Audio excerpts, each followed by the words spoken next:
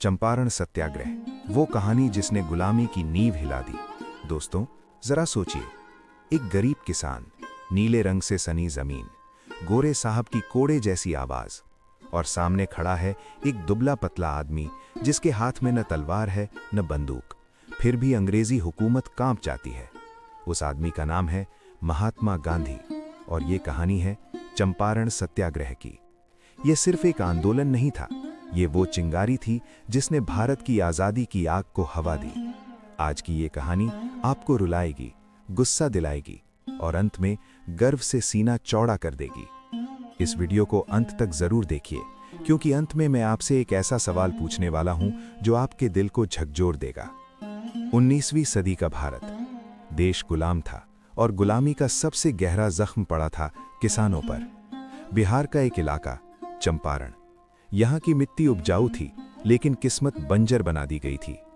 अंग्रेज निलहों ने यहाँ एक काला कानून लागू कर रखा था, 3 कठिया प्रथा। हर किसान को अपनी जमीन के 20 हिस्सों में से 3 हिस्सों पर जबरदस्ती नील उगानी पड़ती थी। नील खाने की चीज नहीं थी, नील से किसान को कोई फायदा नहीं, लेकिन अंग्रेजों को इससे यूरोप में मोटा मुनाफा। किसान चाहे भूखा मरे, पर नील बोना जरूरी था। अगर कोई मना करे तो जमीन छीन ली जाती, जुर्माना लगाया जाता, मवेशी जब्त और कई बार मारपीट। चंपारण के किसान धीरे धीरे टूट चुके थे। उनकी आंखों में डर था, लेकिन दिल में आग सुलग रही थी। समय बदला, जर्मनी में रासायनिक नीले रंग की खोज हो गई। अब अंग्रेजों को नील की खेती से फायदा नहीं रहा, लेकिन किसानों की मुसीबत खत्म नहीं हुई। अंग्रेज बोले, अब नील मत उगाओ, लेकिन बदले में हमें तवज्जो दो। मतलब, जिस जुल्म में किसान की कोई गलती नहीं, उसी का हर्जाना किसान दे। गरीब किसान कर्ज में डूब गए, माताएं बच्चों को आधा पेट खिलाने लगी, बाप चुपचाप आसमान देखने लगे। उन्हें एक सहारे की जरूरत थी। इसी चंपारण में रहते थे राजकुमार शुक्ल, एक साधारण किसान, लेकिन हौसले असाधारण।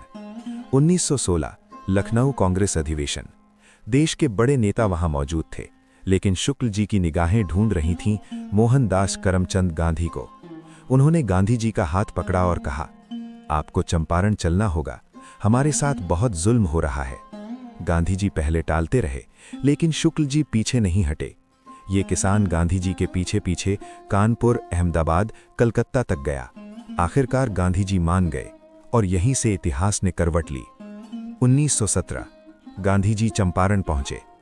उन्होंने सीधे अंग्रेज अफसरों से नहीं, बल्कि किसानों से बात की। झोपड़ियों में गए, फटे कपड़े पहने लोगों से मिले, महिलाओं की आंखों में छुपा दर्द देखा। गांधी जी समझ गए, ये सिर्फ आर्थिक समस्या नहीं, ये मानवता का संकट है। अंग्रेज सरकार घबरा गई। गांधी जी को आदेश मिला, चंपारण तुरंत छोड़ो। गांधी जी का जवाब था, मैं नहीं जाऊंगा। उन्हें गिरफ्तार किया गया। अदालत में पूछा गया, आप आदेश क्यों नहीं मानते? गांधी जी बोले, मैं कानून तोड़ रहा हूं, क्योंकि ये कानून अन्यायपूर्ण है। पूरा चंपारण उमड़ पड़ा। हजारों किसान अदालत के बाहर खड़े थे। अंग्रेज डर गए। गांधी जी को रिहा करना पड़ा। ये भारत में सत्याग्रह की पहली बड़ी जीत थी। सरकार को मजबूरन एक जांच समिति बनानी पड़ी। गांधी जी भी उसके सदस्य बने। सैकड़ों किसानों के बयान लिए गए। सच सामने आया। नतीजा, 3 कठिया प्रथा समाप्त। किसानों से ली गई तवज्जो का बड़ा हिस्सा वापस। ये सिर्फ पैसा नहीं था, ये किसानों का सम्मान वापस मिला। चंपारण सिर्फ एक जगह नहीं रहा, ये एक संदेश बन गया। बिना हिंसा भी साम्राज्य हिलाया जा सकता है। यहीं से भारत ने सीखा सत्य की ताकत, एकता की शक्ति और डर से आजादी। गांधी जी ने यहीं से शुरुआत की स्वदेशी, शिक्षा सुधार और स्वच्छता अभियान। अगर एक किसान की जिद और एक आदमी की सच्चाई इतिहास बदल सकती है, तो सोचिए, अगर आज हम सब एक हो जाएं, तो क्या नहीं बदल सकता। अगर आपको ये कहानी पसंद आई, अगर आपके रोंगटे खड़े हो गए, अगर आपको अपने इतिहास पर गर्व महसूस हुआ, तो इस वीडियो को लाइक करें, चैनल को सब्सक्राइब करें। और अब एक सवाल, अगर आज गांधी जी होते, तो क्या हम उनके सपनों का भारत बना पाए होते?